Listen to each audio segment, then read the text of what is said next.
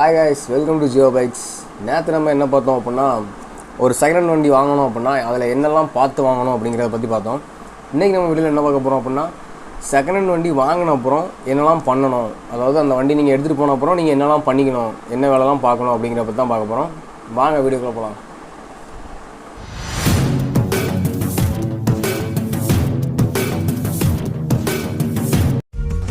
இந்த வீடியோ பிடிச்சிருந்தா லைக் பண்ணுங்கள், ஷேர் பண்ணுங்கள், கமெண்ட் பண்ணுங்கள். அப்புறம் நம்ம சேனலை இன்னும் சப்ஸ்கிரைப் பண்ணாதவங்க சப்ஸ்கிரைப் பண்ணிக்கோங்க. கூடவே அந்த பெல் ஐக்கானை கிளிக் பண்ணி ஆளுங்கிறத கொடுத்து வச்சுக்கோங்க. நம்மளோட நோட்டிஃபிகேஷன் எல்லாமே அப்போ தான் உங்களுக்கு ஈஸியாக வரும். ஓகே கைஸ், நேற்று நம்ம பார்த்த வீடியோ நான் கீழே டிஸ்கிரிப்ஷனில் லிங்க் கொடுத்துருக்கேன், மேலே கார்ட்லேயும் கொடுத்துருக்கேன், பார்த்துக்கோங்க. பார்க்காதவங்க பார்த்துக்கோங்க. அதில் என்ன போட்டிருக்கு அப்படின்னா பழைய பைக் வாங்குறதுக்கு முன்னால் நம்ம என்னெல்லாம் பார்த்து வாங்கணுங்க பற்றி தான் நேற்று உள்ள வீடியோ பார்த்தோம். அதை பார்க்காதவங்க மேலே கார்ட்லேயும் கொடுத்துருக்கேன், டிஸ்கிரிப்ஷன்லையும் கொடுத்துருக்கேன், பார்த்துருங்க. இன்றைக்கி நம்ம என்ன பார்க்க போகிறோம் அப்படின்னா பழைய பைக் வாங்கின அப்புறம் என்னெல்லாம் பண்ணணும் அப்படிங்கிறத தான் பார்க்க போகிறாங்க. பழைய பைக் வாங்கின அப்புறம் மேக்ஸிமம் நம்ம இன்ஜின் ஆயில் கண்டிப்பாக சேஞ்ச் பண்ணணும். இப்போ அவங்க என்ன தான் சொன்னாலும் சரி, நீங்கள் வாங்கின அப்புறம் கண்டிப்பாக இன்ஜின் ஆயில் சேஞ்ச் பண்ணணும். இன்ஜின் ஆயில் மேக்ஸிமம் ஒரு 600 தான் வரும், 300 to 600 தான் வரும், நல்ல ஆயில் அவ்வளோதான் வரும். இப்போ நம்ம என்ஃபீல்டு அதே எடுத்தோம்னா ஒரு 1000 ரூபா கிட்ட வரும். அது மாத்திரனால நம்மளுக்கு ஒன்றும் பெரிய லாஸ் ஆக போகிறதில்ல. ஏன்னா நம்ம செகண்ட்ஸ் பைக் எடுக்கும்போது அவங்க என்ன கண்டிஷனில் வச்சுருந்தாங்க, எப்படி பைக் இருந்துச்சு, அதாவது அவங்க மாற்றினாங்களா மாற்றலையா எதுவுமே நமக்கு தெரியாது, ஆயிலை வச்சும் கண்டுபிடிக்க முடியாது. அதனால் பெட்டர் நீங்கள் வாங்கின உடனே இன்ஜின் ஆயில் சேஞ்ச் பண்ணிடுங்க. இன்ஜின் ஆயில் சேஞ்ச் பண்ண அப்புறம் இன்ஜின் ஆயில் கூட நீங்கள் ஏர் ஃபில்டரும் சேஞ்ச் பண்ணணும். ஏர் ஃபில்ட்ரு அப்புறம் ஆயில் ஃபில்ட்ரு.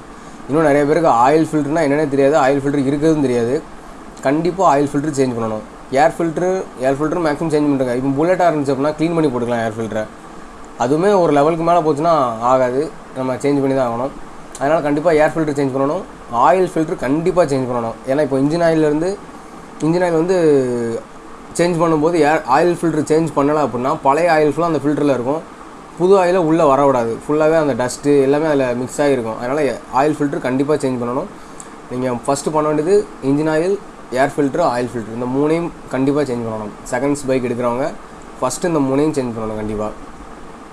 அடுத்ததாக பார்த்தீங்கன்னா செயின் ஸ்ப்ராக்கெட் என்ன கண்டிஷனில் இருக்குதுன்னு பாருங்கள்.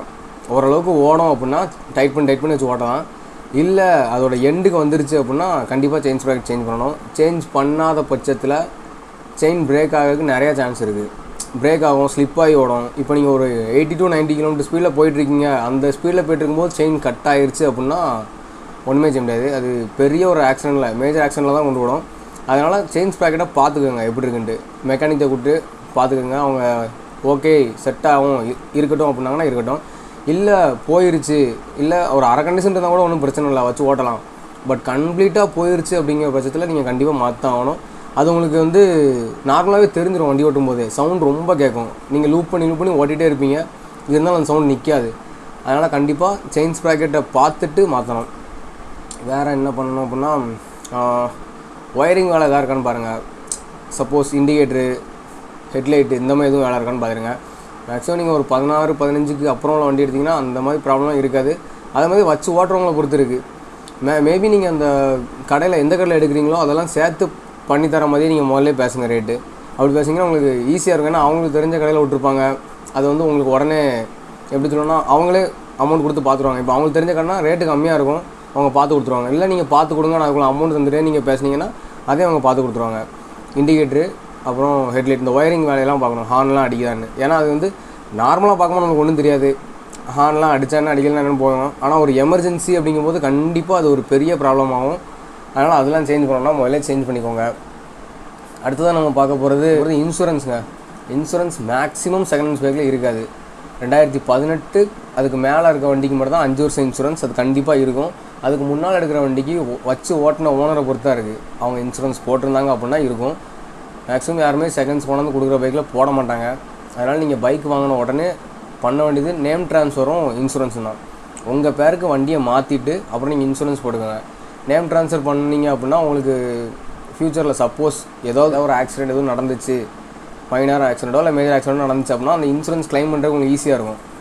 இன்சூரன்ஸ் போடாமல் ஓட்டுறது நீங்கள் என்ன நினைப்பீங்கன்னா நம்ம தானே ஓட்ட போகிறோம், எங்கே கொண்டு ஓட்ட போகிறோம்னு நினைப்பீங்க. ஆனால் நம்ம ஒழுங்காக வந்தாலும் ஆப்போசிட்டில் வரவங்க ஒழுங்காக வரணும்.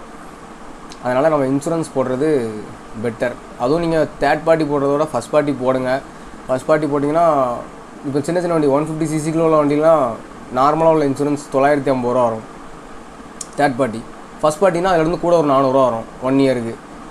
உங்களுக்கு எது செட் ஆகுதோ அதை பார்த்து போட்டுருங்க. ஃபஸ்ட் பார்ட்டியாக இருந்தாலும் சரி தான், தேர்ட் பார்ட்டியாக இருந்தாலும் சரி தான். அந்த இன்சூரன்ஸ் எதுக்கு அப்படின்னா, சொன்ன மாதிரி ஏதாவது நம்மளுக்கு யூஸ் ஆகும். சப்போஸ் எமர்ஜென்சி அப்படின்னா கிளைம் பண்ணுறதுக்கு யூஸ் ஆகும், நிறையாவே யூஸ் ஆகும். அடுத்ததாக பார்க்க போகிறது வந்து டயர் பாயிண்ட். டயர் பாயிண்ட் வந்து ரொம்ப மோசமாக டயர் இருந்துச்சு அப்படின்னா தயவு செஞ்சு அந்த டயரை மாற்றிடுங்க. அப்படி இல்லை அப்படின்னா செகண்ட்ஸ் டயர் நிறைய இடத்துல கிடைக்கும். செகண்ட் ஹேண்ட் டயராவது ஒரு அரை கண்டிஷன் உள்ள டயராக போடுங்க. சுத்தமாக ஆகாமல் இருக்க டயரை வச்சு ஓட்டாதீங்க. எல்லாமே மேஜராக என்னென்னா அவங்களுக்கு இப்படி வச்சு ஓட்டுறதுனால தான் மேஜராக ஆக்சிடென்ட்டே நடக்குது. இப்போ நீங்கள் ஒரு ஃபுல்லாக தேஞ்ச டயர் வச்சு ஓட்டிகிட்டு இருக்கீங்க அப்படின்னா ஒரு 50-60 போனாலுமே அந்த டயர் வெடிச்சிருச்சு அப்படின்னா வண்டி கண்ட்ரோலாக நிற்கவே செய்யாது. அதனால் மேக்ஸிமம் டயரை வந்து மாற்றுறதுக்கு பாருங்கள். ஒரு அரை கண்டிஷன் இருக்க டயர் செகண்ட்ஸில் நிறைய இடத்துல கிடைக்கும். நீங்கள் அப்படி இல்லை அப்படின்னா ஆலங்குளத்துலேயே ஏகப்பட்ட இடத்துல கிடைக்கும். அப்படி கூட நீங்கள் மாற்றுங்க. செகண்ட்ஸ் டயர் மாற்றுறத விட உங்களுக்கு நான் என்ன பண்ணுவேன்னா ப்ரிஃபர் பண்ணுறது வந்து புதுசு தான் பெட்டர். செகண்ட்ஸ்னால் ஓரளவுக்கு இன்னும் ஒரு மாதம் 2 மாதம் வேணால் ஒப்பேற்றிக்கலாம். மற்றபடி புது டயர் போடுறது தான் பெஸ்ட்டு. அடுத்ததான் நம்ம பார்க்க போகிறது வந்து ஏருங்க. எப்போவுமே ஏர் வந்து கரெக்டான லெவலில் மெயின்டைன் பண்ணுங்கள். சில பேர் வந்து ஏர் அதிகமாக வைப்பாங்க. அதிகமாக வச்சிங்க அப்படின்னா டயர் கண்டிப்பாக தேயும், ரொம்ப தேயும். சென்டர் உள்ளதில் கம்மியாக வச்சிங்க, ரொம்ப கம்மியாக வச்சிங்கனாலும் தேயும். நார்மலாக அந்த டயருக்கு எவ்வளோ கெப்பாசிட்டி, அதாவது நீங்கள் பல்கில் அடைக்கிறத முதல்ல மெயினாக சொல்கிறேன். பல்கில் அடைக்கிறத நீங்கள் வந்து மேக்ஸிமம் அவாய்ட் பண்ணுங்கள். ஏன்னா அதில் நைட்ரஜன் இருக்கா ஏர் இருக்கா எதுனே தெரியாது. அதில் நைட்ரஜன் போட்டிருப்பாங்க, ஆனால் உண்மையான நைட்ரஜனானு தெரியாது. அதுவும் இல்லாமல் அந்த பல்கில் அடைக்கும்போது அவங்க ஏர் மட்டும் தான் செக் பண்ணி விடுவாங்க. அந்த மவுத்தில் லீக் இருக்கா எப்படின்னு பார்க்க மாட்டாங்க. நீங்கள் சப்போஸ் பல்கில் அடைச்சிட்டு போகிறீங்க அப்படின்னா அந்த மவுத் செட் ஆகலை, அதில் சீட்டிங் ஆகலை அப்படின்னா நீங்கள் போயிட்டு இருக்கும்போதே ஏர் கொஞ்சம் கொஞ்சமாக இறங்கும். உங்களுக்கு அந்த ஏர் இறங்குறதே தெரியாது. ஃபுல்லாக இறங்கின அப்புறம் தான் நீங்கள் பார்ப்பீங்க. அதனால் மேக்ஸிமம் பல்கில் அடைக்கிறத அவாய்ட் பண்ணுங்கள். ஒரு எமர்ஜென்சி அப்படின்னா அடைச்சிக்கோங்க. மற்றபடி நீங்கள் வெளியில் உள்ள மெக்கானிக் ஷெட்லேயே அடைச்சிக்கோங்க. மேக்ஸிமம் நைட்ரஜன் கிடச்சா நைட்ரஜன் அடைங்க.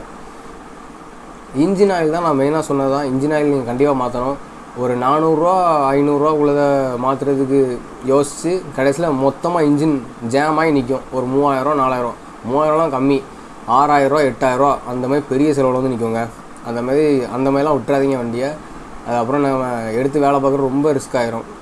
அதுக்கப்புறம் நம்ம இப்போ உள்ள லேட்டஸ்ட் வண்டி 200cc மேலே உள்ள வண்டிலலாம் கூலண்ட் ஆயில் உண்டு. அதெல்லாம் கரெக்டாக மெயின்டைன் பண்ணுங்கள். இப்போ நீங்கள் எடுத்துகிட்டு போகிறீங்க அப்படின்னாலே அந்த கூலண்ட் ஆயிலெலாம் கரெக்டாக இருக்கா அப்படின்னு செக் பண்ணி எடுத்துகிட்டு போங்க. இல்லை அப்படின்னா உடனே வாங்கி ஊற்றிடுங்க. இங்கேருந்து நான் வீட்டு வரைக்கும் தான் போவேன், அதுக்கப்புறம் நான் ஊற்றிக்கிறேன்னு சொல்லாதீங்க. எடுத்துகிட்டு போகும்போது அதெல்லாம் பார்த்து ஊற்றிட்டு போங்க. ஏன்னா அவங்க கொடுக்கும்போது நல்லா தான் இருக்கும், நீங்கள் ரன்னிங்கில் போகும்போது தான் தெரியும். ஏன்னா நம்ம யாருமே இப்போ உள்ள ஜென்ரேஷன் தான், என்னையும் சேர்த்து தான் சொல்கிறேன், யாருமே நம்ம ஸ்லோவாலாம் போக மாட்டோம். செகண்ட்ஸ் பைக் எடுத்தாலுமே அந்த பைக் எப்படி போகுது அப்படிங்கிறதுக்காக நம்ம ஃபாஸ்ட்டாக போய் தான் பார்ப்போம். அப்போது நம்ம ஃபாஸ்ட்டாக போகும்போது இன்ஜின் ஆயில் இல்லாமல் இருக்கும். நீங்கள் போகிற ஸ்பீடில் இன்ஜின் ஃபுல்லாக தேஞ்சு 2 பக்கமும் கேப் விழுந்துடும். கேப் விழுந்துச்சுன்னா நம்ம இன்ஜினை ரீபோர் பண்ணி அப்புறம் நம்ம வேறு பிஸ்டன் தான் போடணும். அது நீங்கள் அந்த கடையில் கொண்டு ரிட்டன் கொடுத்தாலும் அவங்க அமௌண்ட் கம்மி பண்ணி தான் எடுப்பாங்க. அதனால் வாங்கும்போதே நீங்கள் பெட்டர் இன்றைக்கி வண்டி வாங்குறீங்க அப்படின்னா எக்ஸ்ட்ரா அமௌண்ட் வச்சு இங்கே வச்சு இன்ஜின் ஆயிலு பிரேக்கு இது எல்லாமே செக் பண்ணி எடுங்க. நீங்கள் உங்கள் ஊருக்கு கொண்டு போய் எடுத்தீங்க அப்படின்னா வேலை நிறையா இருக்கும். அடுத்ததாக பிரேக்கிங்க. வண்டியோட பிரேக்கிங் பஸ் செக் பண்ணிக்கோங்க. ஃப்ரண்ட்டு மேக்ஸிமம் இப்போ எல்லா வண்டிலையுமே டிஸ்க் வந்துருச்சு, பேக்லேயும் முக்கால்வாசி டிஸ்க் வந்துருச்சு. பாதி வண்டியில் தான் ட்ரம் பிரேக் இருக்குது. ட்ரம் பிரேக்னால் ஒன்றும் பிரச்சனை இல்லை, அட்ஜஸ்ட் பண்ணிக்கலாம், அந்த டைட் பண்ணிக்கலாம் ஒரு லெவல் வரைக்கும். அதுக்கப்புறம் போச்சுனாலும் நம்ம பிரேக் ஷூ மாற்றிக்கலாம். அது ஒன்றும் பெரிய செலவாக இருக்காது. சப்போஸ் டிஸ்க்காக இருந்துச்சு அப்படின்னா டிஸ்க்கு பிடிக்கல அப்படின்னா ஆயில் செக் பண்ணிக்கோங்க. அதை மாதிரி நீங்கள் எப்போவுமே ஃப்ரண்ட் டிஸ்க்கு பேக் டிஸ்க்கை செக் பண்ணியே எடுங்க வண்டியை. ஓகே ஃப்ரெண்ட்ஸ், நான் முடிஞ்ச அளவுக்கு எல்லாத்தையும் கவர் பண்ணிட்டேன்னு நினைக்கிறேன். இனிமேல் நம்ம அடுத்ததாக வந்து எப்படி மைலேஜை இன்க்ரீஸ் பண்ணலாங்கிற வீடியோவில் பார்க்கலாம். ஓகே ஃப்ரெண்ட்ஸ், நெக்ஸ்ட் வீடியோவில் பார்க்கலாம். தேங்க்யூ.